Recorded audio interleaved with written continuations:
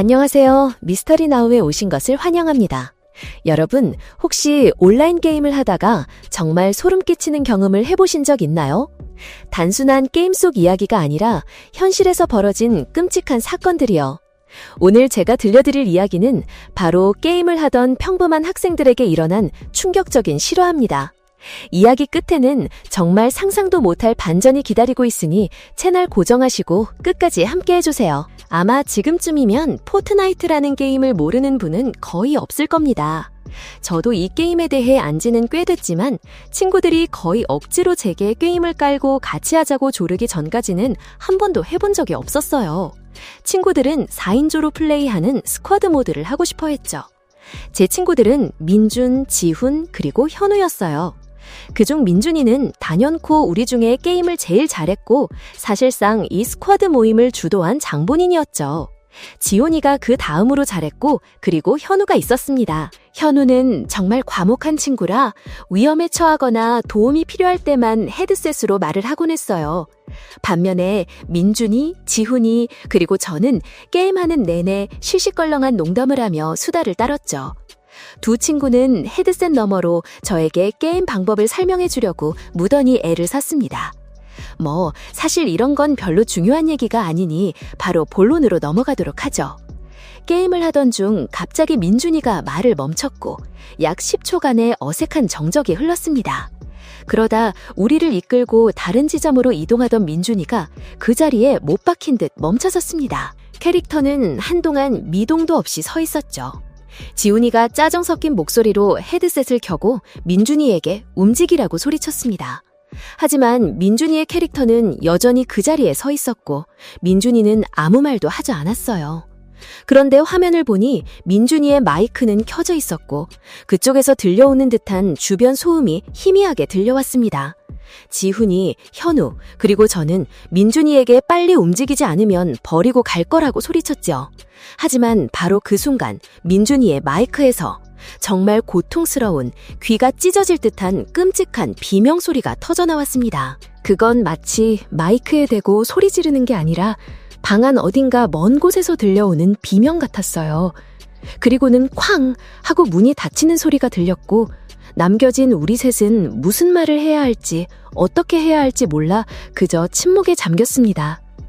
저는 두 친구에게 일단 민준이에게 바로 전화해보겠다고 말하고 콘솔을 껐습니다. 5번이나 전화를 걸었지만 민준이는 받지 않았죠. 그래서 저는 차로 5분 거리에 있는 민준이네 집으로 직접 운전해서 가기로 마음먹었습니다. 집에 도착해보니 주차장에는 차가 한 대도 없었는데 현관문은 활짝 열려있고 집안의 불은 전부 켜져 있었습니다. 저는 집 안으로 들어가며 민준이의 이름을 외쳤습니다.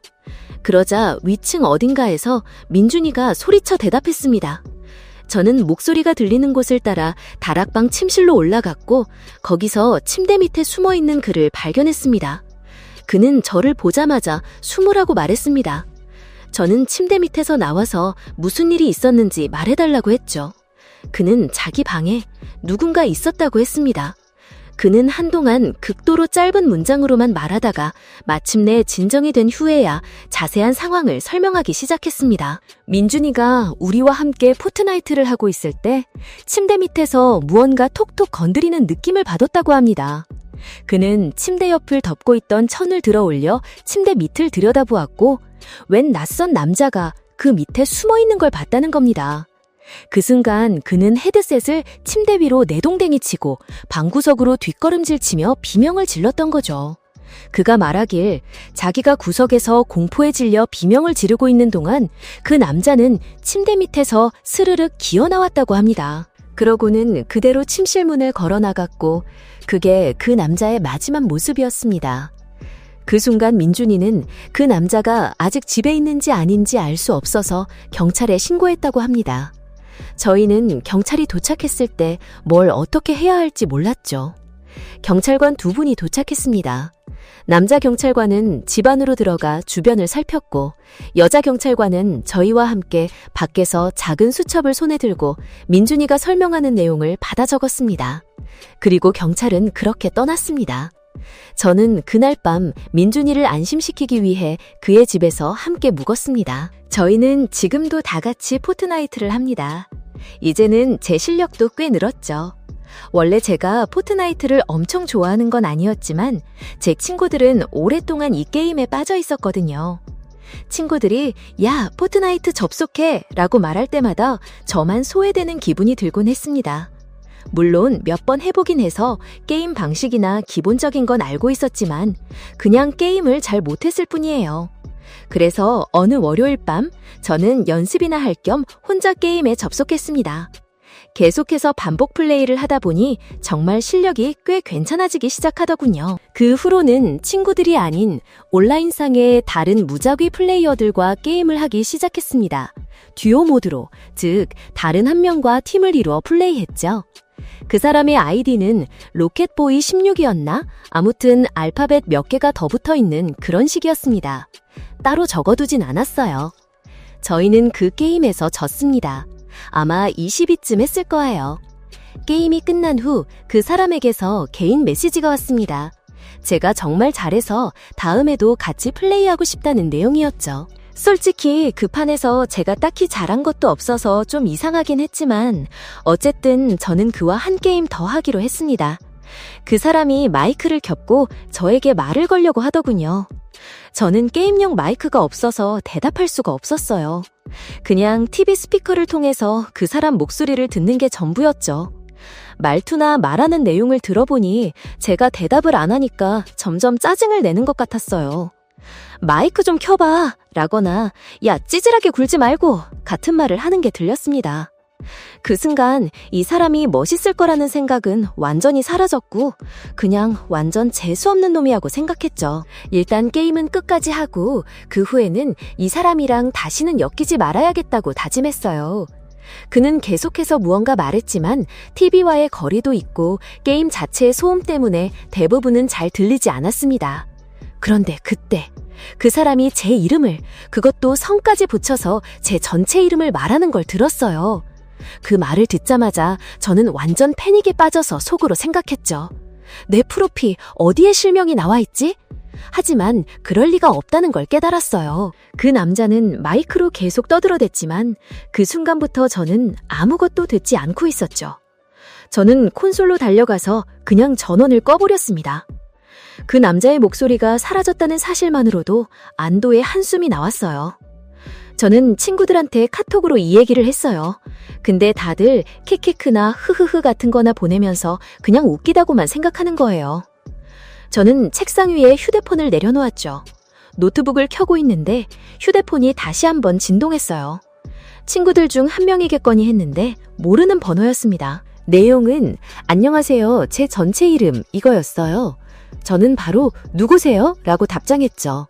그랬더니 상대방이 입력 중이라는 표시가 한참 동안 떠 있었어요. 저는 이 사람이 뭐라고 할지 초조하게 기다렸습니다. 한참을 기다린 끝에 온 메시지는 이 주소 맞나요? 라면서 저희 집 주소가 정확하게 적혀 있었어요. 저는 다시 한번 누구세요? 라고 보낸 뒤 거짓말로 아니요, 저희 집 주소 아닌데요? 라고 보냈습니다. 그 사람은 더 이상 답장이 없었어요. 그 후부터 저는 친구들이 저한테 장난치는 거라고 몰아세우기 시작했어요. 친구들은 다 자기들은 절대 아니라고 펄쩍 뛰었지만 솔직히 전 믿지 않았죠. 하지만 더 이상 그 일에 휘말리고 싶지 않았어요. 만약 친구들 짓이라면 제가 반응을 보일수록 더 재밌어 할 테니까요. 저는 친구들을 무시하고 잠자리에 들었습니다. 그날 밤 전 무언가에 잠이 깼어요. 무슨 소리를 들은 게 거의 확실했어요. 가끔 소리 때문에 잠에서 깨긴 했는데 아직 완전히 깨지 않아서 무슨 소리였는지 모를 때 있잖아요. 바로 제가 그 순간 그랬습니다. 제 방 창문에서 똑똑 노크 소리가 들렸을 때 온몸이 놀라 경직됐어요. 저는 용감하게 누가 있는지 확인하는 대신 겁쟁이처럼 방에서 뛰쳐나와 가장 가까운 화장실로 들어가 문을 잠갔습니다. 그 화장실엔 창문이 없어서 안전하다고 느꼈어요. 저도 모르게 거기서 잠이 들었더라고요. 잠에서 깨어난 저는 친구들에게 다시 문자를 보내 온갖 욕을 퍼부었습니다.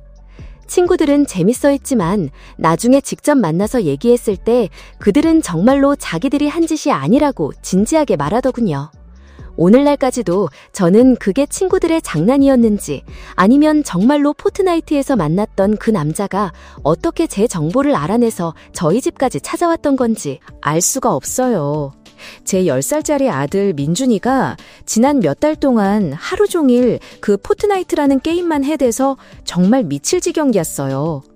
가끔은 나가서 좀 놀라고 소리를 질러봐도 방에서는 10분마다 그 버스 경적 소리랑 끊임없는 총소리만 들려왔죠. 그러던 어느 날 밤 9시쯤 민준이가 방에서 나오더니 부엌에 있는 저한테 소리치는 거예요. 친구가 집에 놀러 온다고요. 저는 바로 누구? 라고 물었죠. 아들이 그러더군요. 포트나이트에서 만난 형인데 이 근처에 산대. 그 말을 듣는 순간 머리에서 뭔가가 표지처럼 또 끊어지는 기분이었어요. 포트나이트에서 채팅으로 만난 생판 모르는 사람을 집에 초대했다니요. 제가 몇 살인데? 라고 묻자 민준이는 어깨를 으쓱하며 말했어요. 몰라.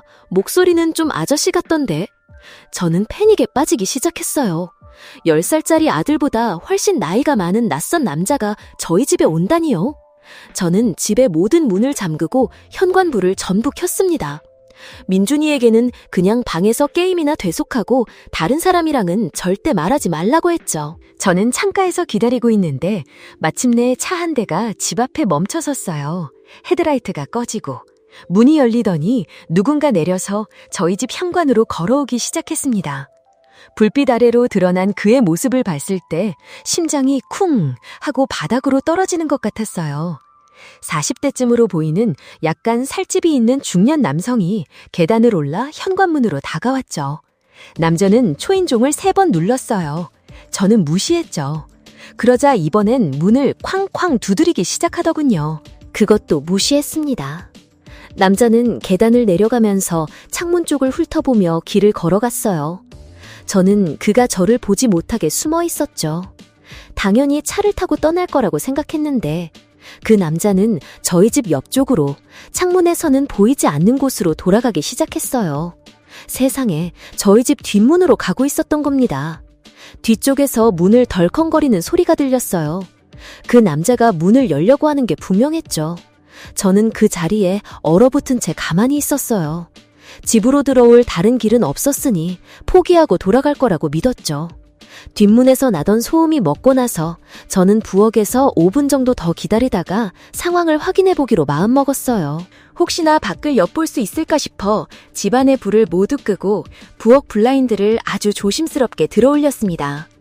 바로 그 순간 유리창에서 불과 몇 센티미터도 안 되는 거리에 그 남자의 얼굴이 있었어요.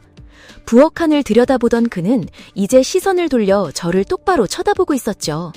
저는 목소리를 덜덜 떨면서 경찰에 신고할 거라고 비명을 질렀어요. 제 생각에 그 말이 그를 겁먹게 한 것 같아요.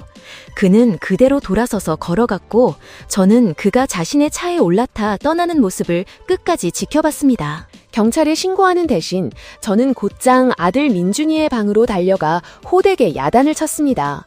우리 가족 모두와 자기 자신을 위험에 빠뜨린 걸로 2주간 외출 금지는 물론 2주 동안 컴퓨터 게임도 못하게 했어요. 그리고 그 벌이 끝나도 2달 동안은 무선 헤드셋을 압수하겠다고 선언했죠. 이제 2주가 지나 민준이는 다시 게임을 하고 있어요. 하지만 저는 아직도 그날을 생각하면 속이 울렁거립니다.